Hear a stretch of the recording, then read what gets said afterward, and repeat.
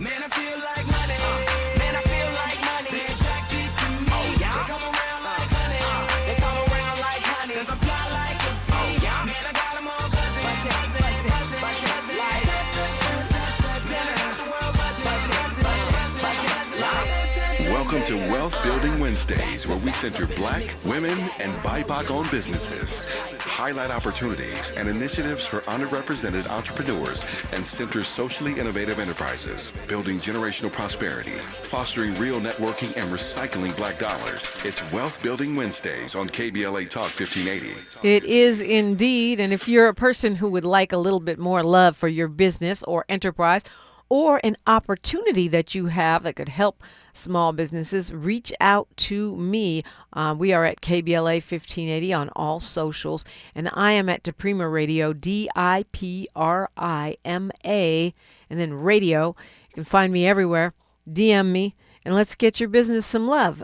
We are now being joined by someone who says he was supposed to be a product of his environment and almost was, but he's the founder and CEO of Aqua Equity, and I will let him tell the story because rather you hear it directly from the source. Ryan Morgan, good morning. Hey, good morning, Dominique. Glad to be with you. Yeah, great to have you on. Welcome, welcome. So when you say you were almost a product of your environment, what do you mean by that? Well, to take you back, I grew up in San Bernardino. It's very similar to South Central in its demographics and some of the challenges with gangs and drugs and trying to overcome that. Also, didn't have a father in the home, so like many young men in those environments, I looked up to the guys on the street, ended up falling into gang banging and selling drugs and robberies. And 1 year after I graduated high school, I went to federal prison for armed bank robbery.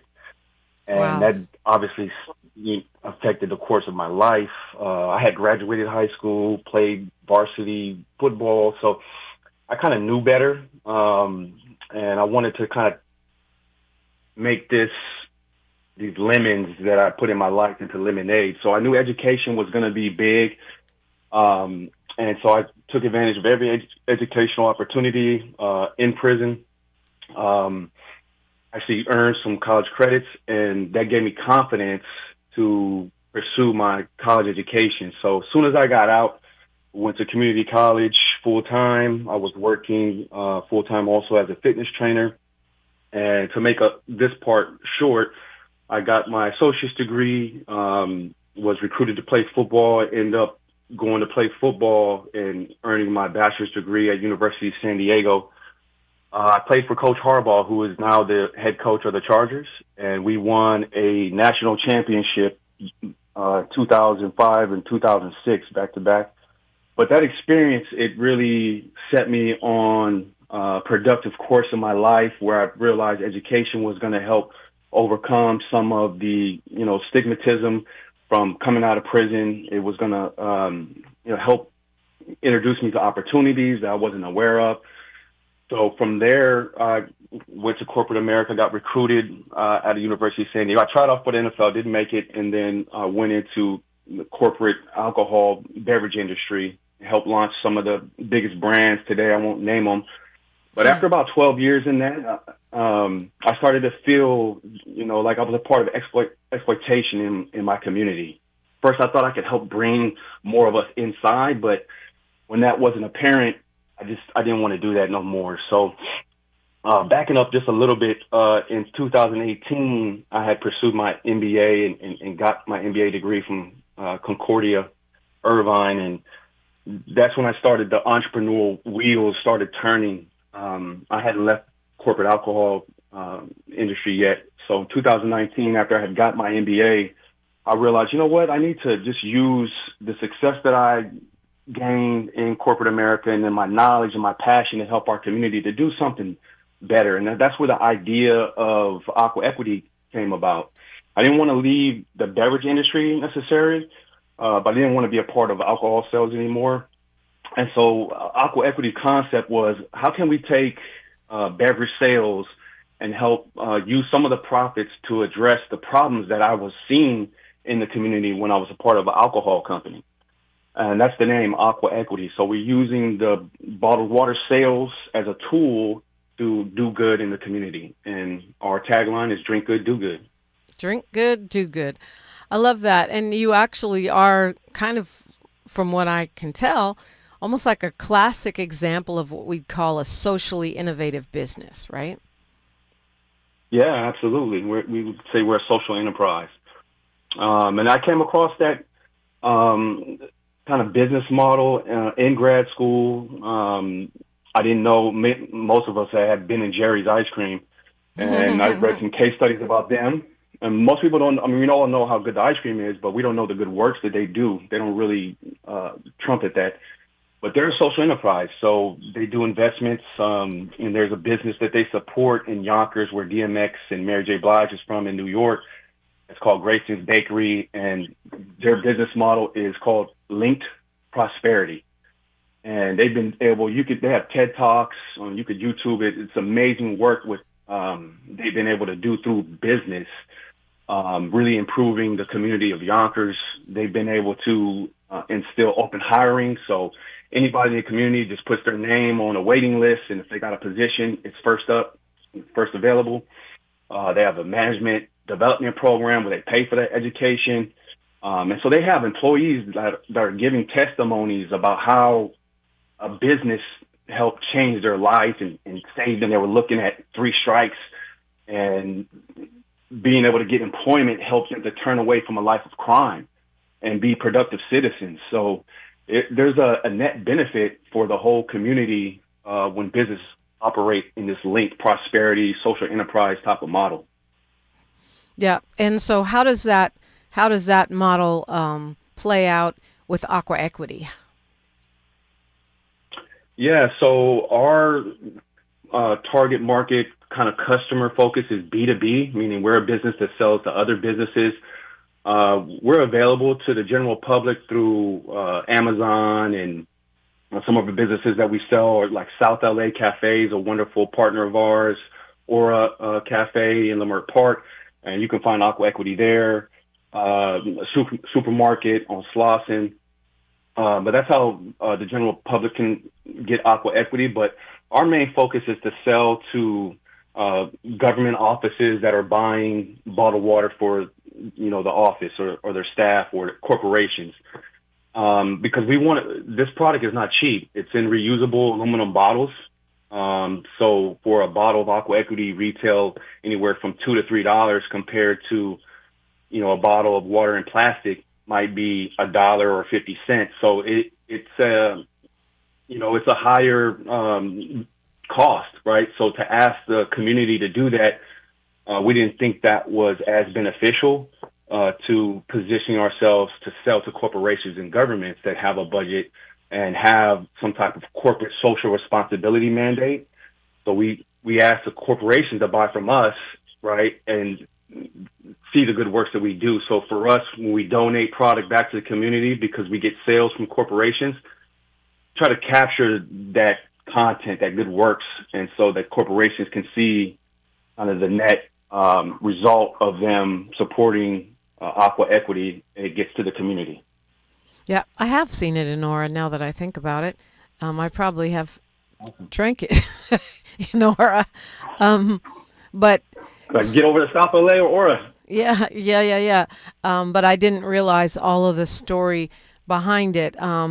And just looking at your website, you have one of the, I guess, founders, your founders among the portfolio, among the titles is the community activism and cultural impact, business development, and philanthropy. I don't know that every corporation has that, do they? No, not at all. No, but hopefully we can be a rising tide, that raises that type of mindset for corporations.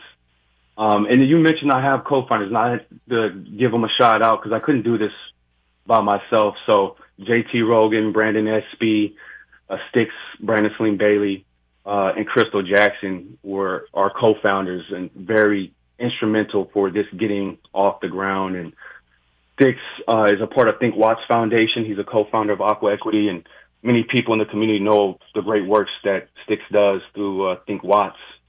So it's to give you a little idea who's behind Aqua Equity. And then a couple of my other co-founders, we played football together for Coach Harbaugh, so we have that grind and shine type of character. And so for you, your experience, kind of your lived experience, your backstory being justice impacted, the pivot is astounding to go from justice impacted. Now you're playing under Coach Harbaugh and going to national championships. Yeah. Now you're pursuing an MBA.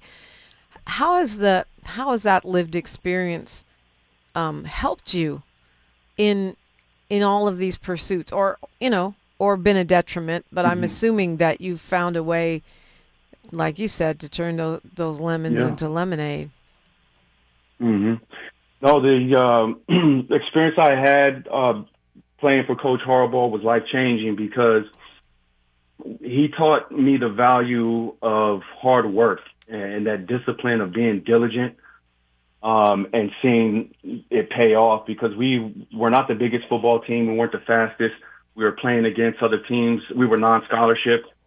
So we were playing against teams that, had more finances and, more resources in all respects. And he always told us that we're not going to get beat because we get outworked. We're going to outwork every team.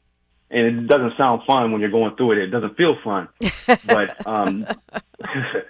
but when you see the results to get back-to-back national championships, that proof is in the pudding. So that stuck with me. And we had this ourselves amongst the team. The coaches didn't give us this, but we had this mantra because we were grinding so hard, in practice every day, but we saw the shine from the winning and the success. So we had this mantra to grind and shine.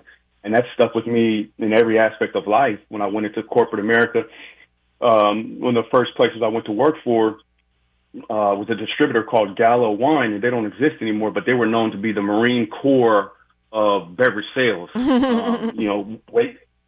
Get to work, dark o'clock in the morning, and you leave home at night. So it was that kind of grind. So it taught me the value of hard work.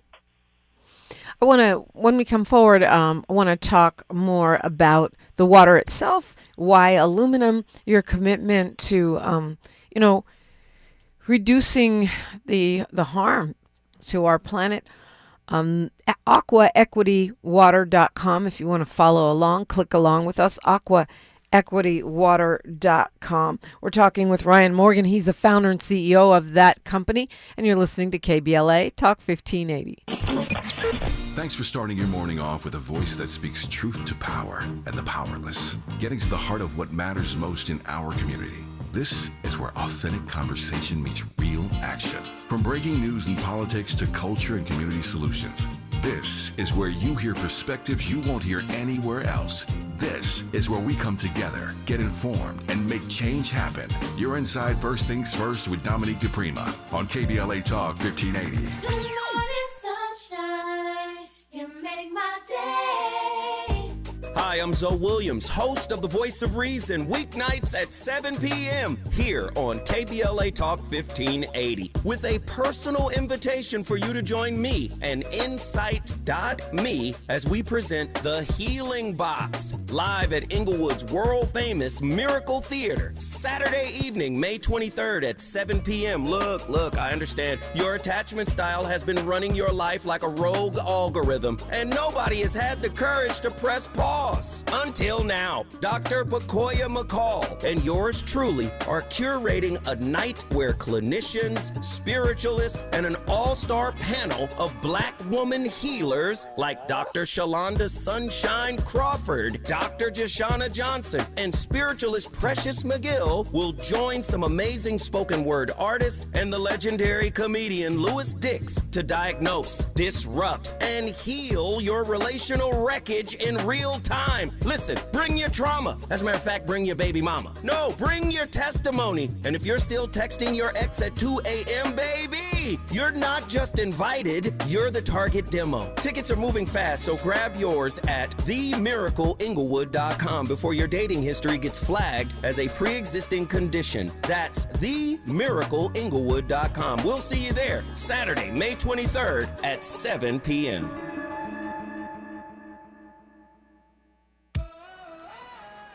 I love days like these at the pool, but my moderate to severe plaque psoriasis can sometimes take me out of the moment. I'm ready to make a splash with clearer skin thanks to Skyrizi, risankizumab Riza. Skyrizi is a prescription-only injection for adults who are candidates for systemic or phototherapy. At 4 months, most people saw 90% clearer skin when measured from head to toe, and many were even 100% plaque-free.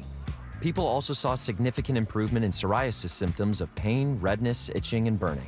Don't use if allergic to Skyrizi. Serious allergic reactions, increased infections, or lower ability to fight them may occur. Before treatment, get checked for infections and tuberculosis. Tell your doctor about any flu-like symptoms or vaccines. Now there's nothing on my skin thanks to Skyrizi, and that means everything. Ask your doctor about Skyrizi, the #1 dermatologist-prescribed biologic in psoriasis. Visit skyrizi.com or call 1-866-SKYRIZI to learn more. Man, I love this place. I've been surfing here since I was a kid. Now, seeing my grandson out on the water, it means everything to me.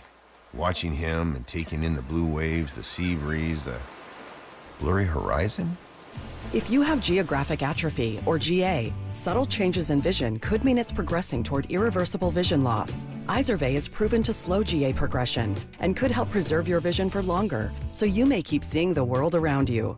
Izervay, or avacincaptad pegol, is an eye injection. Don't take it if you have an infection or active swelling in or around your eye. Izervay can cause eye infection, retinal detachment, or increased risk of wet AMD. Izervay may cause blood in the white of the eye, blurred vision, or a temporary increase in eye pressure. Do not drive or use machinery until vision has recovered after an eye injection or exam. Ask your retina specialist how you can slow your GA with Izervay. To learn more, call 1-855-IZERVAY or go to izervay.com. Paid for by Astellas Pharma. The conversation continues right now with Dominique DePrima on First Things First. It does, and we're talking with Ryan Morgan. He is co-founder and CEO of Aqua Equity, a socially innovative company. I call it a social enterprise. And you said business to business. So your main model is selling to other businesses. So I'm assuming that if I have, folks listening who are influential at a university or other kind of business, the way to support would be to get their organization to start stocking your water, right? Absolutely. That'd be a big help. And how would they do that? I mean, how would they reach out? Oh, yes. Thank you for the question. They can reach out to us from our website, aquaequitywater.com, or on IG at Aqua Equity. That's a way we get a lot of messages is DM us. Yeah, I bet. Or they can email me. Mm-hmm. Okay. At goodworks at aquaequitywater.com. Goodworks at aquaequitywater.com. I'm assuming that you do a lot of concerts and conventions and that kind of thing as well. Not so much concerts. We do more community-focused events. For example, we're a part of an event this month called Run Your Business, which is a 5K event in South Central. The 5K route is actually going down Central Avenue, and it's put on by TMC Capital, which is a local CDFI. They do a lot of good work in the community. I believe Wells Fargo is a part of it, but that's a type of event that we're a part of. And then next month, obviously, Juneteenth. So we're always a part of the Watts Juneteenth Festival. Okay. So those are more the type of events that we're a part of. All right, so let's talk about these bottles. The switch from plastic to aluminum. Why is that important? Yeah, I think we are all aware here in Southern California of the problem of plastic bottle pollution along our beaches and parks, and just like plastic pollution everywhere. And then more information has come out to show not only is the plastic bottle harmful for the environment, but it's harmful for your body. Information about the PVA and microplastics that leak into the water, especially if the bottled water gets room temperature or warmer. They have studies that show that if you consume plastic bottled water on a daily basis, after just a couple of weeks, you could have as much of a credit card worth of plastic in your body. So I know nobody wants that. And so that was the reason why initially when we started this, we didn't know about aluminum bottle options. So we were in plastic, and then we, didn't feel good about that and didn't want to add to a problem. We're trying to fix one problem and then we're adding to another problem. So we were very grateful to come across the aluminum bottle option. And, it wasn't an easy decision because the cost of goods to produce goes way up, 3 times as much. And Wow. so, we took some risk in that, and just believing that if we went forward in kind of a better product for a better purpose, that our customers will be willing to spend more with us, not only for a better product, but to do just better works. Yeah, I mean, and it matches your socially innovative model. But yeah, I can see that. I think more and more people are starting to switch over, though, because clearly the body does not know what to do with microplastics. Like, our bodies were not Right. built to digest plastic.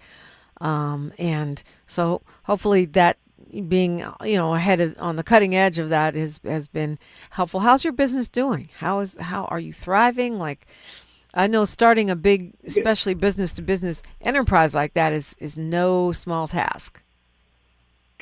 Well, yeah, we definitely are climbing Mount Everest. Part of it is the timing when we launched. We launched March 2020. Oh, wow. Well, obviously, we didn't have a crystal ball to know that the pandemic, yeah.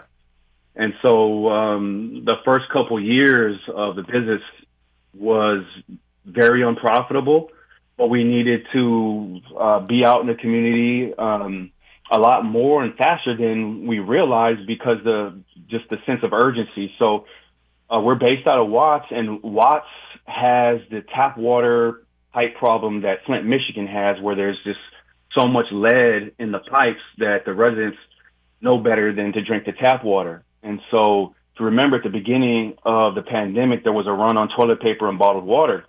And so we were getting calls from the Watts Community Council.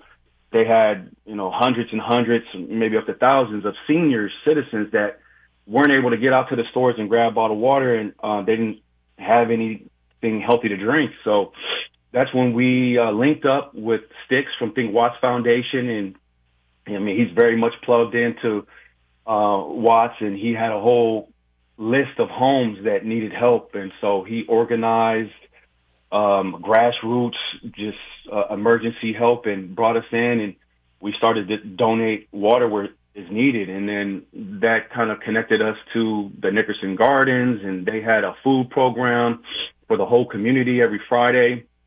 And so we were just doing that on a weekly basis, giving away, hundreds and hundreds of cases, on a monthly basis.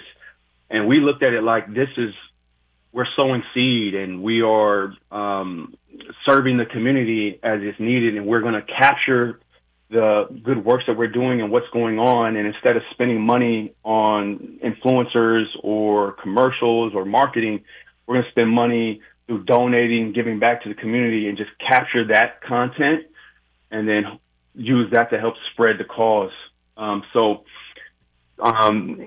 It definitely worked in getting our name out there. We were privileged to be the bottled water provider for the last season of Insecure with Issa Rae. So that was a big boost to our revenue. Wish she was doing 10 seasons instead of 5, because she wrapped the show up after that 5th season. And so that kind of opened our eyes to, wow, there's opportunity. We're right here in the backyard of Hollywood, and these Hollywood sets are feeding, especially the large ones, 200 to 400 people a day, and they want to reduce plastic. So they have an initiative called Sustainability on Set that I believe was initiated by Warner Brothers. So we've been really trying to make inroads into serving the Hollywood craft services business. So that's been helpful. But we still, have a big goal. Ultimately, we want to open a bottling facility in Watts.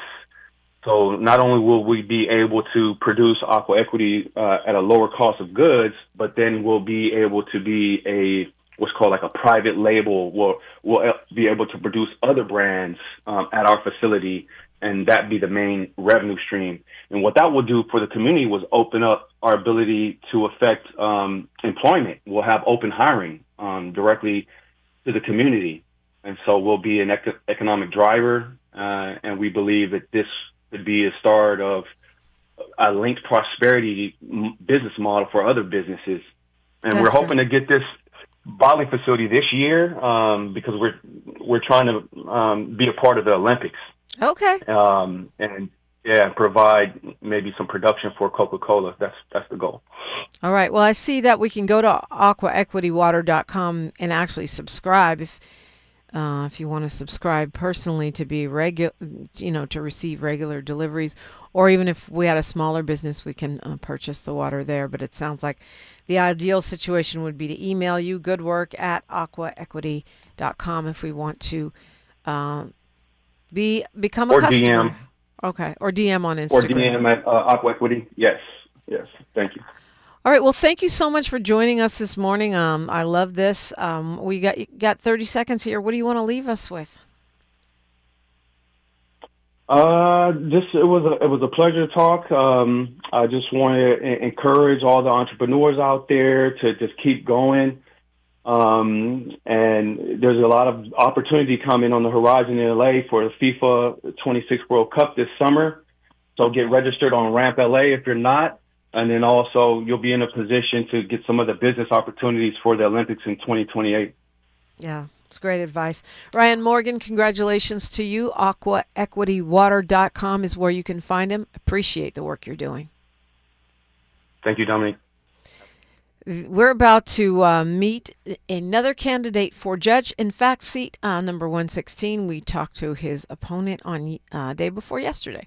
We're keeping it moving after news, traffic, and sports on KBLA Talk 1580. Where the overlooked become unmissable. This is KBLA Talk 1580.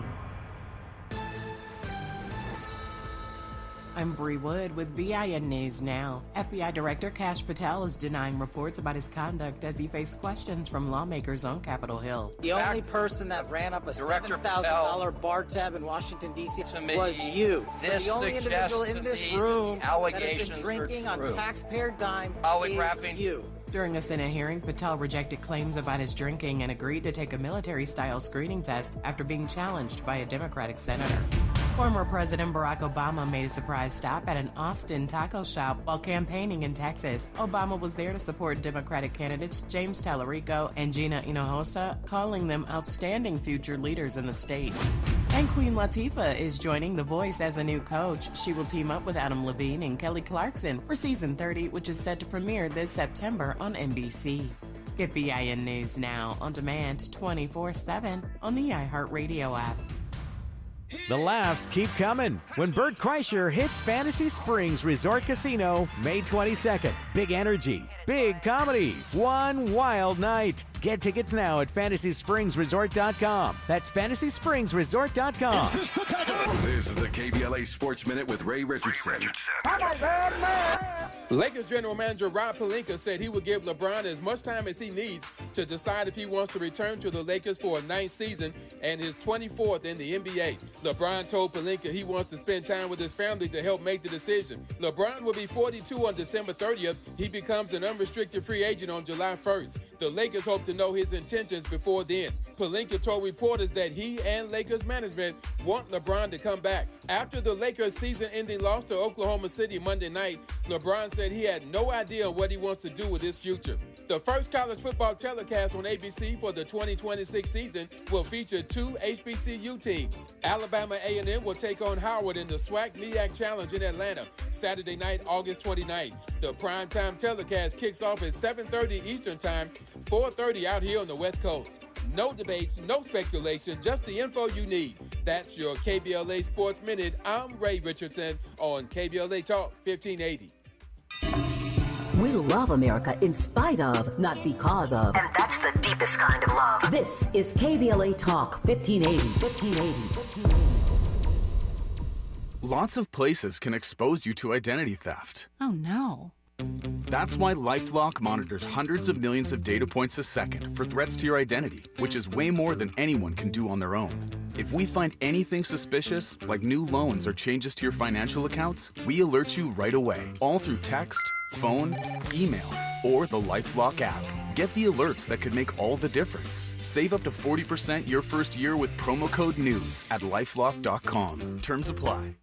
There's a lot of uncertainty in the world right now. Things are changing fast and no one knows what comes next. Times like these make you realize just how important it is to be prepared. That's where My Patriot Supply comes in. They're America's #1 most trusted resource for survival food, solar power, water filtration systems, and more. Go to preparewithamerica.com to unlock a special offer that'll help you get ready for whatever comes our way. Go to preparewithamerica.com to see the special offer right now. That's preparewithamerica.com. My name is Cynthia Mitchell. I've been an emergency room nurse in Los Angeles County for 25 years. I've been there through every fire season, every outbreak, every earthquake.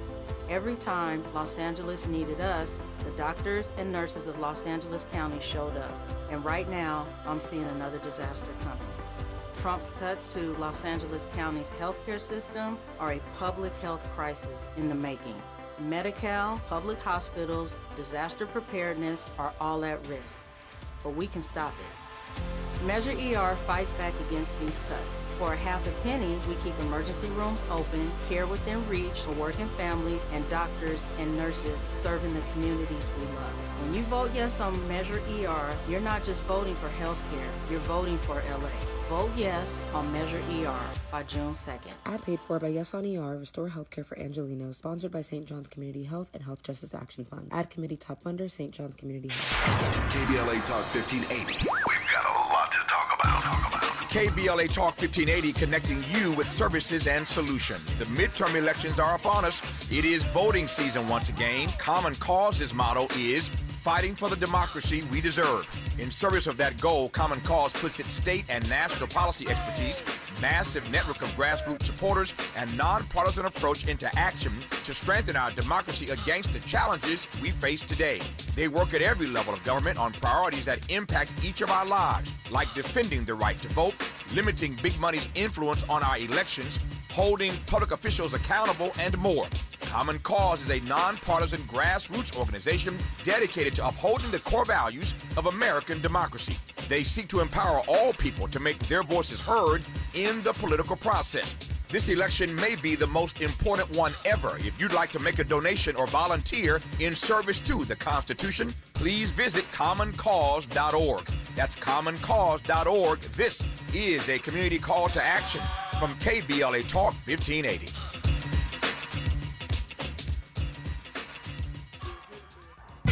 This is KBLA Talk 1580, where hate loses and love wins. And we are continuing our mission to get you ready to vote. If you haven't voted already, it's underway. We have till June 2nd. That's the last day you could vote. And one of the things, as I explained yesterday, is that we have really been putting a lot of focus on the judges for the past 10 years because we need you to know who you're voting for. I'm happy to have folks, that come in studio to talk to us. And we're being joined this morning by a candidate for seat number 116. But he's not just a candidate, he's also a judge at the moment, a sitting judge, an incumbent, as they say. He says he spent his career protecting the public and upholding the rule of law. And before becoming a judge, he was, his bio says, one of LA County's most aggressive homicide and gang prosecutors. Judge Pat Connolly. I'm so used to saying attorney. Judge Pat Connolly, welcome. Thank you very much for having me here. Thank you. I'm not going to ask you why you want the job because you have the job. What is it that you love about being a judge? It's interesting. You're a referee, so as a failed football player, it's kind of tough to no longer be a player in the game and having been a prosecutor. But you really have the opportunity and the position to change people's lives. And that's actually the nicest thing about the job. Yeah. The job of LA County Superior Court judge can be a lot of different things, right? Depending on Correct. where you are, where you're assigned, and who shows up in your courtroom. How do you stay on top of that? How do you stay flexible, stay up to date? So I'm very lucky in that I work in Compton, and I have I'm on my 18th year, and I spent every day of that in Compton. I've always handled criminal. So I came from a prosecutorial background and came into criminal. So I don't believe that if I am retained that I would be moving from criminal. So I'm limited as to what I need to know. There's so many aspects of civil, there's family, there's all sorts of variations of the job. So I don't want to say pigeonholed, but I am. You specialize. I'm specialized. And you come from being a prosecutor, like many, many judges. That's true. But your bio, you go a step further. You say one of the most aggressive homicide and gang prosecutors, trying complex murder cases, holding violent criminals accountable. Why do you think so many judges come from prosecutors' offices, and how does that inform the way you serve on the bench? Okay, well, first of all, the reason for that, I think, simply is the title. Now, there's been a wave against that, but I think that when you think about judges, you think about law and order. When you think about law and order, you think about prosecutors, and that's the deputy DAs in the county.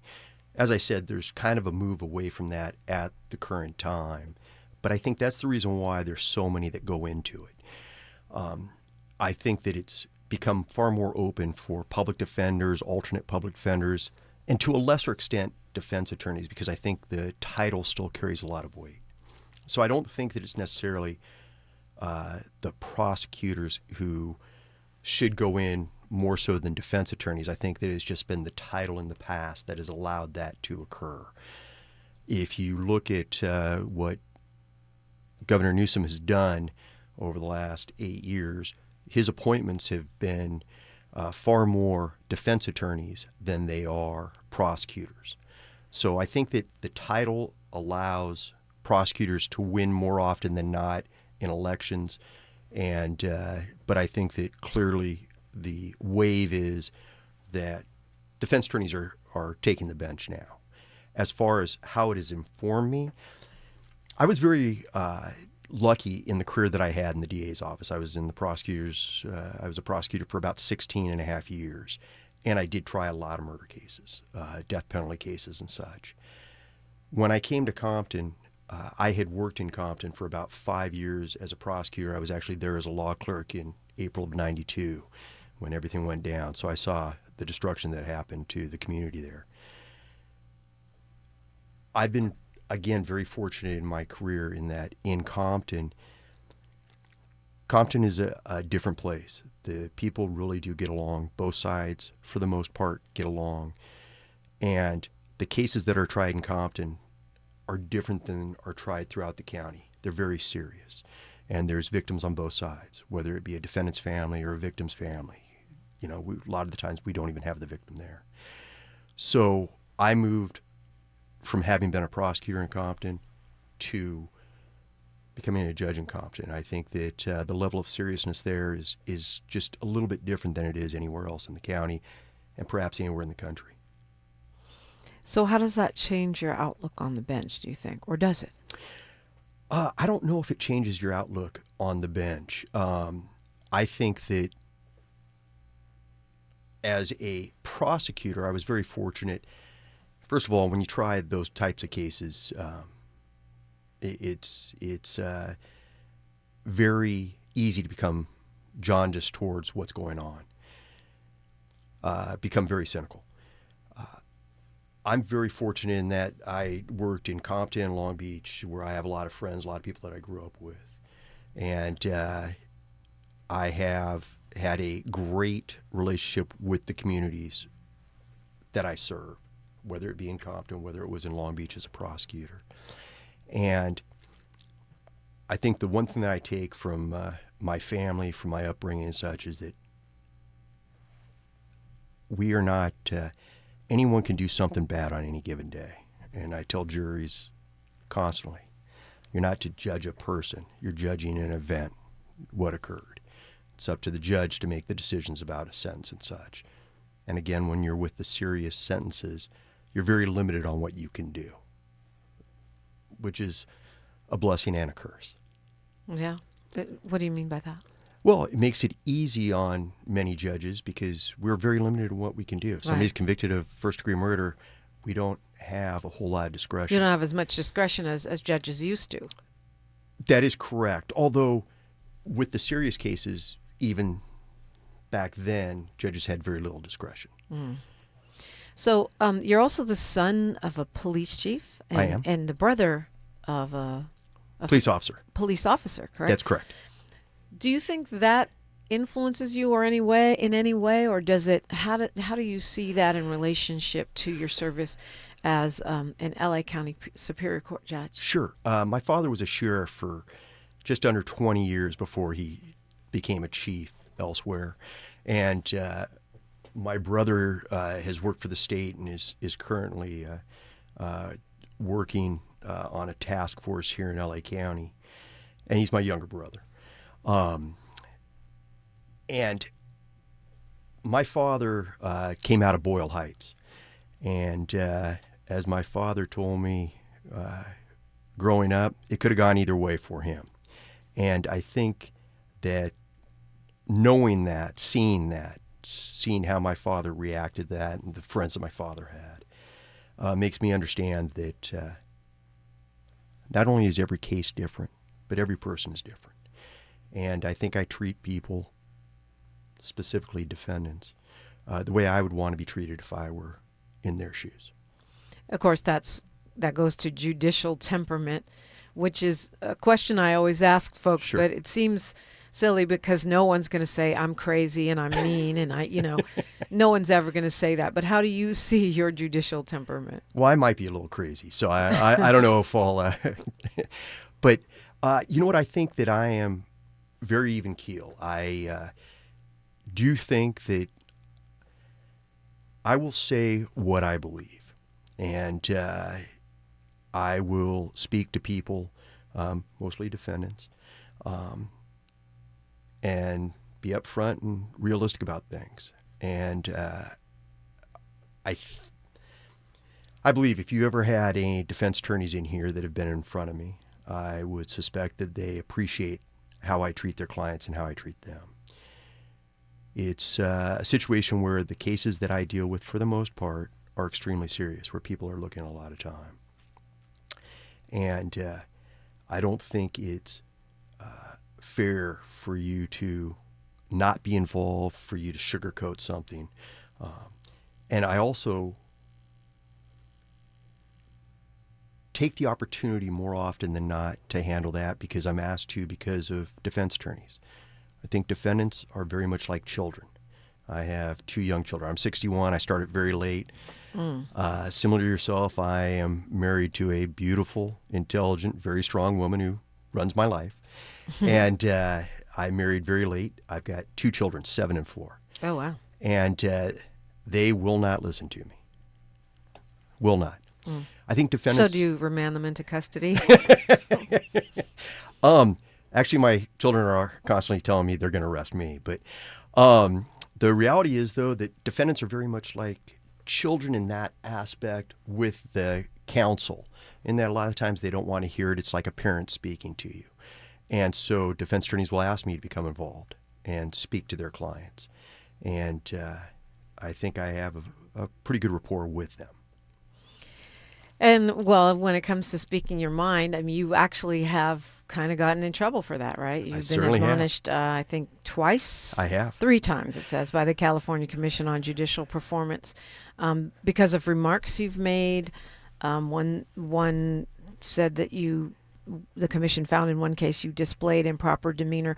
What does that mean? How would you describe those incidents? Sure, I'll tell you exactly. Well, the first incident was me using curse words in chambers. I'm a failed football player, failed athlete. I still speak like I'm in the locker room a lot of the time. It actually serves me well sometimes. But I think that the Commission on Judicial Performance, they're trying to protect the judiciary. And so I've been written up for that. Not inappropriately. I have nothing to say that they did wrong. Obviously, I did. One of the situations that you might be speaking of is I had a gentleman who was acquitted in my courtroom. He was tried with 2 females, and they were both convicted.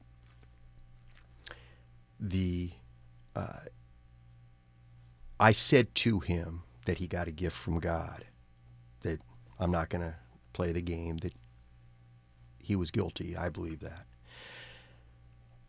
They were offended by that, although originally they thought I said that in front of a jury. I did not. It was after the jury had been dismissed, and in no way did I mean to disparage a jury's verdict. That was not the intent. What I followed up with, though, was that I told him, what you do with this is up to you. Fair? And he said, fair. Being a judge, you're in a position where oftentimes you can say something that might resonate with people because of the position that I'm in, because of the robe that I wear, and because of the circumstances in which I am speaking. And I try and take that opportunity in every case I can to let somebody know, right or wrong, how this may affect them in the future and what they should do with it. When I spoke to that gentleman, I was trying to tell him he had a prior strike conviction. This was a very serious charge that he had been charged with. He was looking at a lot of time in state prison. He was acquitted. But I was trying to say, hey, look, this is it. You got your gift. The commission did not like that. Sadly, that gentleman had just come before the court on gun charges and then on a murder charge afterwards. So, look, that case was a shooting at a gas station, most of which was on video. One of the females shot first, and she was on video, clear. And there was about 30 people at that gas station at midnight. If I can stop one person from being killed, I'll take whatever the commission has to say to me. If I can make that one change. I've sat on cases where a 3-year-old child in the backseat of a car in between a shootout was killed. The parents didn't even know. The mother didn't even know until they had driven away from the shooting. I've handled cases where a small child was killed in a gang shooting where the father was the intended victim. He just happened to be holding his child. We're in the wrong color, in the wrong street, at the wrong time. So when you handle those kinds of cases, I think that I would be negligent if I didn't take the opportunity to try and change somebody's life. And you've been endorsed by a variety of folks from the Western Carpenters Union, ILWU, to the LA Police Protective League and the Police Officers Association. Time flies when you're on the radio, so I want to tee that up as I ask you to give us your elevator pitch, why we should vote to reelect Pat Connolly. Sure. You know what? One of the most important things that I do in my job is I handle the community collaborative courts. And in doing that, as a matter of fact, I'll be heading back. It starts at 10 o'clock this morning. And that is a court where we have individuals who are not convicted, but plead to crimes. They have backgrounds that are usually heavily weighted with convictions, who have perhaps mental issues, perhaps drug issues, which is most common. There may be other issues involved. We bring them into a program where if they get through the program, it's usually 2 years, can be longer than that. Sometimes it's a situation where we have somebody going into rehab programs where they have to live there for up to a year. They have to earn it.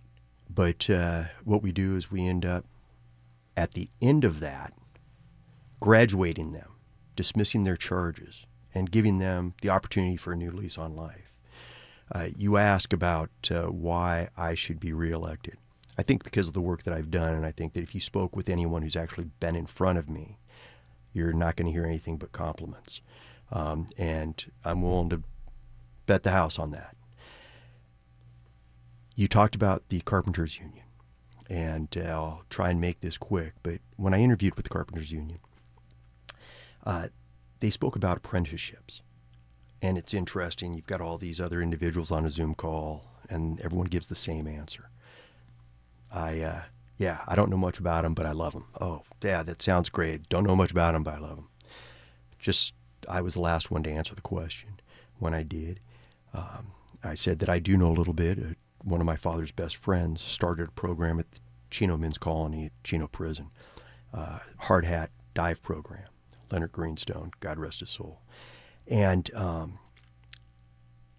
the interviewer, one of the other ones, starts speaking. He says, it's interesting because I just was there a month ago because the Carpenters Union is going to start working with that same program. And then he proceeded to tell me a story about what he had gone through in his life. We have graduations 3 times a year for the collaborative courts. This gentleman, I won't use his name. We're up against the clock, so yeah. Last thing, he came in and spoke. It was inspiring, and he brought apprenticeships to those so that when we get these people out, they have something to look forward to. They have jobs. I think that typifies what I do, other than the murder cases and the serious work. But with that, I do appreciate the time, and it's really been an honor, and I'm humbled to have you allow me to come into the station with you. Well, Judge Pat Connolly, thank you for coming in. If you want to find out more, go to reelectjudgepatconnolly.com, reelectjudgepatconnolly.com. Thanks again. Thank you very much, Dominique. We will continue our conversations when we come forward on KBLA Talk 1580. More of First Things First with Dominique DePrima when we come forward. Let's be real. For too long, too many of our students have sat in overcrowded classrooms in underfunded public schools. But as head of the San Diego School Board, Richard Barrera changed that. Under Barrera's leadership, student literacy rose from the state average all the way to #1 among major urban school districts.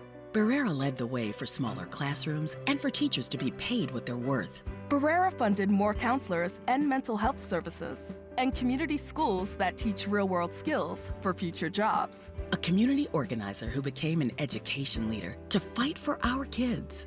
The only candidate for State Superintendent of Public Instruction. Backed by the 310,000 classroom educators of the California Teachers Association. Vote Democrat Richard Barrera for State Superintendent. Ad paid for by California Teachers Association Independent Expenditure Committee, not authorized by a candidate or committee controlled by a candidate.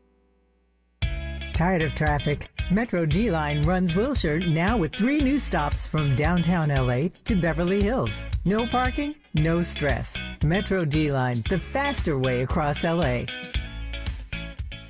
Are you still pouring gallons and gallons of water into a thirsty lawn that never seems to get enough water? LADWP has a special offer for a free water-saving front yard refresh available to eligible LADWP residential customers. LADWP handles all the work, including lawn removal, installing an efficient irrigation system, and planting beautiful California-friendly plants. Save water and lower your bill with a free front yard refresh. See if you qualify at LADWP.com/LEAP. That's LADWP.com/LEAP.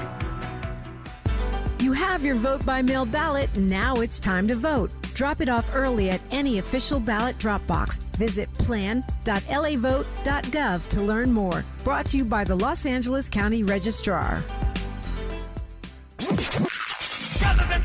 In a world full of noise, one station keeps it real. KBLA Talk 1580, where the conversation goes deeper, the voices sound like yours, and the issues that matter most to our community take center stage. Progressive, powerful, unapologetically us. Whether you're driving through the city or tuning in from your home or office, join the public square. KBLA Talk 1580, your home for talk that enlightens, encourages, and empowers. Listen live on our free KBLA 1580 app, on our website at KBLA1580.com or on your radio dial at 1580 AM. Unapologetically progressive. Find a righteous rage and don't be afraid to say what you see. We're KBLA Talk 1580. We are, and coming up next, we're going to meet one of our candidates for mayor. But I just want to remind you guys that voting is already underway. And I'm very concerned because I just feel like we are not paying enough attention. Y'all know I just got back from San Francisco, Oakland, last night, delayed flight. And yet here I am, wide awake. But anyway, the point is people were really stressing about the governor's race. A lot of folks are saying, I don't know who to vote for governor, so I'm not voting. And I want to caution you not to wait too late because the Trump administration is already doing funny business with the post office, okay? And they have indicated that if the ballots arrive after Election Day, they will not be counted. So that means if you're going to put it in regular mail, you got to give it, 4, 5, 6 days. I would suggest what I like to do if you use your vote by mail is to go to the polling place and hand it to the poll worker on Election Day. But you can also use a county drop box. Those are the one, the UCLA colors, baby blue and yellow. They're all over the place. You can just put your filled out ballot in there, and that way you make sure it is counted. So what does that mean? It means that the election is not coming up. The election is now. The election is now. And there are still debates going on. There's still a lot of stuff we have to figure out. If you're like me, you haven't made up your mind about everything yet, that's fine. Time to get to it. If you want to review any of the interviews that we've done with so many candidates, you can find them on our YouTube, KBLA 1580. You can find them wherever you get podcasts, Spotify, Apple Music, wherever it might be. They're free, they're there, and they're available to you, particularly when it comes to the judges, so you can make informed decisions. We'll be talking with Tish Hyman next. She is running for mayor of Los Angeles. All that is straight ahead. We are your election information station, KBLA Talk 1580. KBLA 1580 Santa Monica.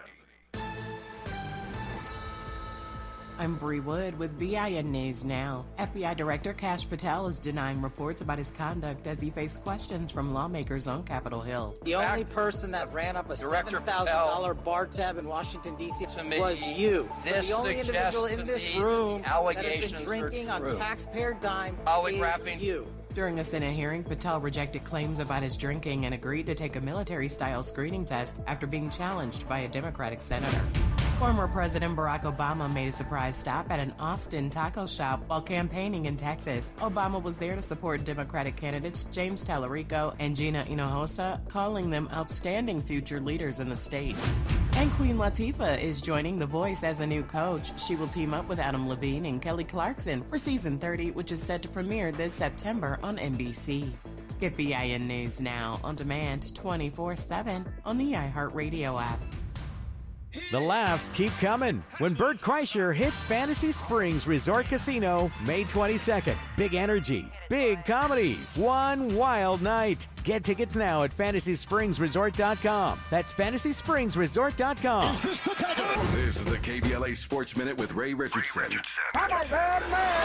Lakers general manager Rob Pelinka said he would give LeBron as much time as he needs to decide if he wants to return to the Lakers for a 9th season and his 24th in the NBA. LeBron told Pelinka he wants to spend time with his family to help make the decision. LeBron will be 42 on December 30th. He becomes an unrestricted free agent on July 1st. The Lakers hope to know his intentions before then. Pelinka told reporters that he and Lakers management want LeBron to come back. After the Lakers' season-ending loss to Oklahoma City Monday night, LeBron said he had no idea what he wants to do with his future. The first college football telecast on ABC for the 2026 season will feature 2 HBCU teams. Alabama A&M will take on Howard in the SWAC MEAC Challenge in Atlanta, Saturday night, August 29th. The primetime telecast kicks off at 7:30 Eastern Time, 4:30 out here on the West Coast. No debates, no speculation, just the info you need. That's your KBLA Sports Minute. I'm Ray Richardson on KBLA Talk 1580. Brothers and sisters, There is no denying that we've always been the conscience of this country. KBLA Talk 1580 is progressive talk radio built for our community, by our community, and with hosts who look like you, live near you, and care about what you